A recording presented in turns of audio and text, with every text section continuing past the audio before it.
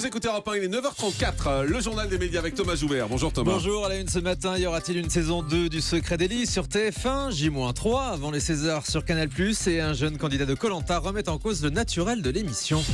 Et on commence avec ces interrogations sur une éventuelle saison 2 du Secret d'Élise. La brillante série de TF1 s'est achevée hier soir devant 7 millions de téléspectateurs, mais si vous avez suivi, quelques mystères n'ont pas été complètement éclaircis. Beaucoup de téléspectateurs se demandent donc s'il y aura une deuxième saison. Eh bien sachez que selon nos informations, ce n'est pas prévu.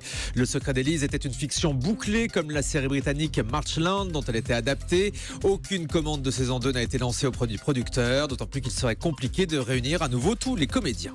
En revanche, TF1 prépare une nouvelle fiction avec Ryan Bensetti. Le jeune comédien vainqueur de Danse avec les stars en 2014 a tourné dans une comédie romantique intitulée Rendez-vous à Jaipur. Comme son nom l'indique, elle se déroulera en Inde. Selon le magazine télécable Sat Hebdo, on retrouvera aussi au casting Lucy Lucas, la partenaire de Ryan Bensetti dans Clem. Elle interprétera une jeune femme qui part rejoindre son amoureux en Inde pour se marier. Mais rien ne se passera comme prévu. Et puis J-3 avant la cérémonie des Césars sur Canal. Oui, ce sera vendredi en direct et en clair sur Canal+, présenté cette année par Florence Foresti. Dans l'émission Click de Mouloud Achour, l'humoriste a raconté comment elle s'est retrouvée à la présentation des Césars. Elle révèle que c'est elle qui a demandé. Quand je décide de faire quelque chose, parce qu'il faut savoir que c'est moi qui ai décidé de le faire. Hein. Vous n'êtes pas venu me chercher, c'est moi qui suis allé postuler. Je le dis, hein, c'est la vérité, donc je te le dis. Tu as postulé? Oui. Comment ça s'est passé? Bonjour, est-ce que je peux présenter les Césars? Ils m'ont fait passer un petit oral. T'allais voir qui? Ah oui, bah alors attendez, quelle référence vous avez dans le cinéma? Ouais, est-ce que vous êtes sûr? Parce que le public est très dur. Oui, bah, je vais essayer. Bah, je suis allé voir Canal+.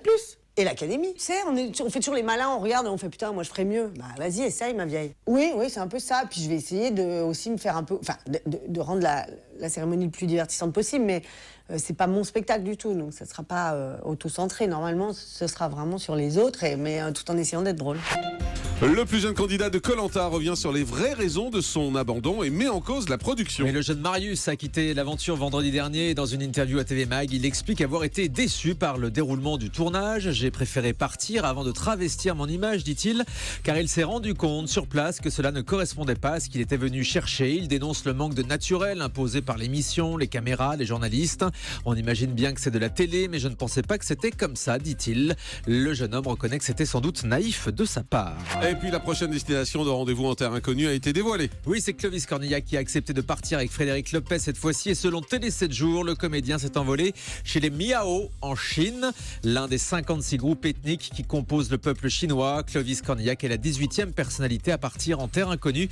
Télé 7 jours annonce aussi que l'émission sera diffusée le mardi 12 avril. Laurent Gérard bientôt dans une fiction historique pour France 2. Le comédien interprétera le rôle d'un journaliste qui traque Paul Touvier, l'ancien chef de la milice durant la Seconde Guerre mondiale.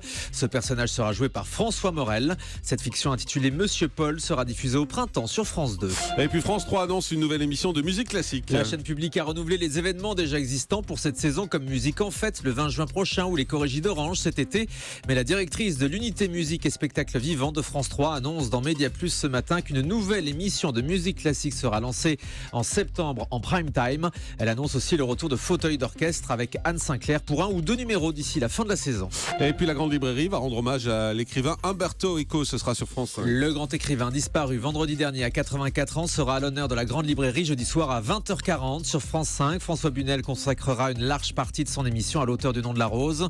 Il recevra des écrivains qui l'ont connu et puis on reverra plusieurs interventions d'Umberto Eco dans la Grande Librairie. Pour l'occasion, l'émission sera allongée de 25 minutes. Le chanteur Renaud va réécrire pour Charlie Hebdo. Renaud fait son grand retour en ce moment avec la sortie de son nouvel album attendu pour le mois d'avril, mais il va également signer de nouvelles chroniques dans l'hebdomadaire Charlie Hebdo. La première sera publiée demain, comme il l'annonce dans un message publié sur Facebook. Renaud avait déjà écrit pour Charlie il y a 20 ans. Et puis aux États-Unis, les Simpsons vont faire appel aux téléspectateurs pour la fin d'un prochain épisode. Oui, ce sera un épisode interactif puisque les 3 dernières minutes seront réalisées en direct. Le personnage d'Homer Simpson répondra aux questions des téléspectateurs.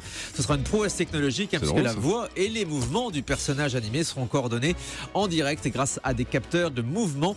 Les téléspectateurs pourront poser poser leurs questions sur Twitter. Un épisode qui sera diffusé le 15 mai prochain.